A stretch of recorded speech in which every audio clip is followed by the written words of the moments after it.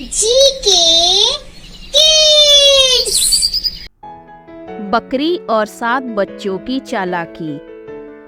हरे भरे जंगलों के बीचों बीच, जहाँ बड़े बड़े पेड़ आकाश से बातें करते और पक्षियों की चहचहाहट वातावरण को संगीतमय बनाती, वहीं एक छोटी सी पहाड़ी के नीचे एक बकरी अपने 7 प्यारे बच्चों के साथ रहती थी।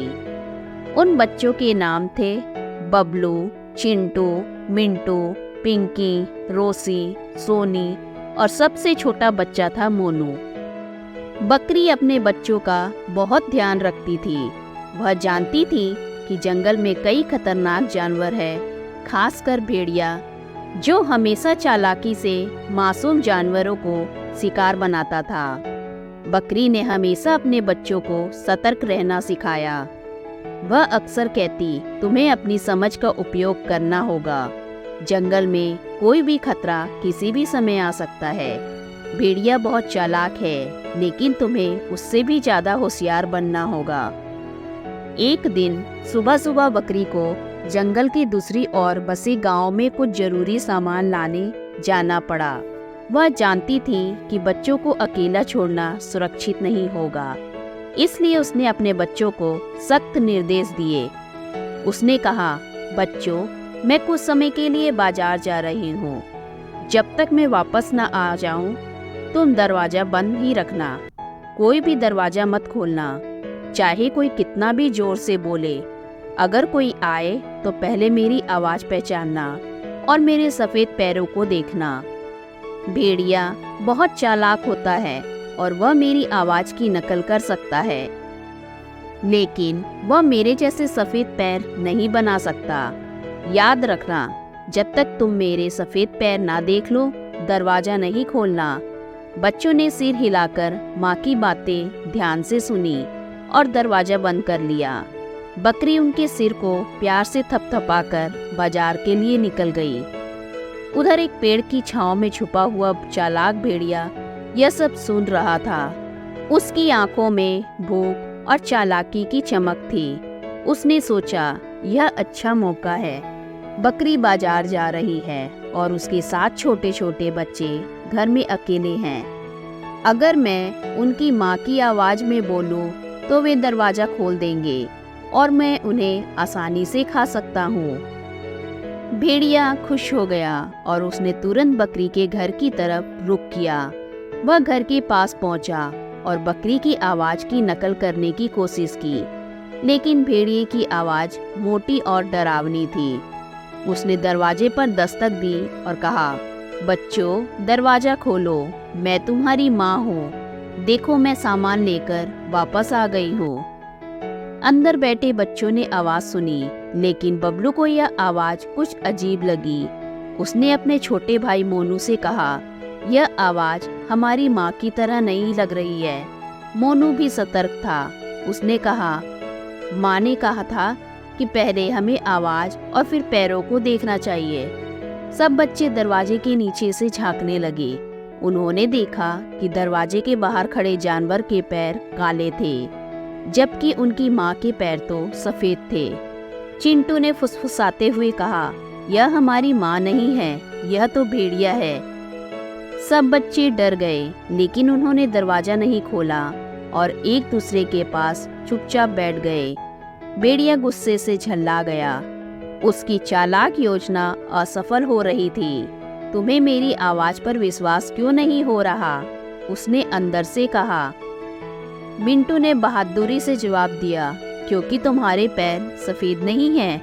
हमारी माँ के पैर सफ़ेद होते हैं। भेड़िया अब बुरी तरह परेशान हो गया था। उसने सोचा, आवाज़ तो सही है, लेकिन ये पैर, मुझे कुछ करना होगा। और फिर उसे एक चालाक योजना सूझी। भेड़िया तेजी से पास के तालाब की ओर भागा। वहां पहुंचकर उसने अपने पैरों को कीचड़ से ढक लिया ताकि वे सफ़ेद दिखाई दे। फिर वह पास के एक सूखे पेड़ के नीचे जाकर अपने गले को पानी से धोने लगा, ताकि उसकी आवाज़ और भी पतली और मीठी हो जाए, ठीक बकरी जैसी। जब उसे लगा कि अब उसकी योजना पूरी हो चुकी है, वह फिर से बकरी के घर की ओर बढ़ा। इस बार उसकी चालाकी अपने चरम पर थी। उसने हल्के से दरवाजे पर दस्तक दी और बड़ी प्यारी आवाज में कहा, बच्चों, मैं वापस आ गई हूँ। देखो, मैं तुम्हारे लिए मीठे फल और ताजे घास लेकर आई हूँ। अब दरवाजा खोल दो। अंदर बच्चे उसकी आवाज सुनकर भ्रमित हो गए। यह आवाज बिल्कुल उनकी माँ जैसी लग रही थी, लेकिन उन्हें माँ की बात याद थी। सबसे छोटे मोनू ने फिर से कहा, हम पहले उसके पैर देखेंगे। सब बच्चे दरवाजे के नीचे से फिर से झांकने लगे। इस बार उन्हें सफेद पैर दिखाई दिए। अब बच्चों को लगा कि शायद यह उनकी माँ ही है। बबलू ने बाकी बच्चों से कहा, यह माँ ही है, चलो दरवाजा खोलते हैं। लेकिन मोनू अब भी सतर्क था। उसने कहा, नहीं रुको, मुझे अब भी शक है। माँ जब जाती है तो हमेशा एक खास गाने की धुन गुनगुनाती है। चलो हम उससे वही गाना गाने को कहें। बबलू ने बाहर से कहा, माँ, क्या आप अपना गाना गा सकती हैं? भेड़िया, जो अब तक सब कुछ प्लान कर चुका था, गुस्से में आ गया। उसने बकरी के गाने की धुन तो कभी सुनी ही नहीं थी। वह जोर से चिल्लाने लगा, गाना नहीं, बस दरवाजा खोलो। बच्चों ने उसकी घबराहट को पहचान लिया और समझ गए कि यह भेड़िया ही है। वे जल्दी से घर के कोने में जाकर छुप गए और दरवाजे के पीछे और भारी सामान रख दिया ताकि भेड़िया अंदर न आ सके। उसी समय असली बकरी अपने काम निपटाकर वापस लौट रही थी। जैसे ही वह घर के पास पहुंची, उसने देखा कि भेड़िया दरवाजे को जोर जोर से ढकेलने की कोशिश कर रहा है। बकरी गुस्से में आ गई। उसने अपनी सींगों को तेजी से हिलाया और पूरी ताकत से भेड़िए पर दौड़ी। भेड़िया बकरी को आते देख डर गया और भागने लगा। बकरी ने उसे दूर तक खदेड़ा और उसे सबक सिखा दिया। भेड़िया डर से कांपता हुआ जंगल में भाग गया और कभी वापस न आने की कसम खाई। बकरी घर वापस आई और बच्चों ने उसे पूरी कहानी सुनाई। बकरी ने बच्चों की सतर्कता और होशियारी की बहुत तारीफ की। उसने कहा, तुम सबने बहुत समझदारी से काम लिया। भेड़िया कितना भी चालाक क्यों ना हो, अगर हम सतर्क और समझदार रहें तो वह हमें धोखा नहीं दे सकता। उस दिन के बाद से बच्चे हमेशा सतर्क और सावधान रहते थे और उन्होंने कभी किसी अनजान की बातों पर विश्वास नहीं किया। शिक्षा। यह कहानी से हमें यह शिक्षा मिलती है कि खतरों का सामना करते समय हमेशा समझदारी और सतर्कता से काम लेना चाहिए।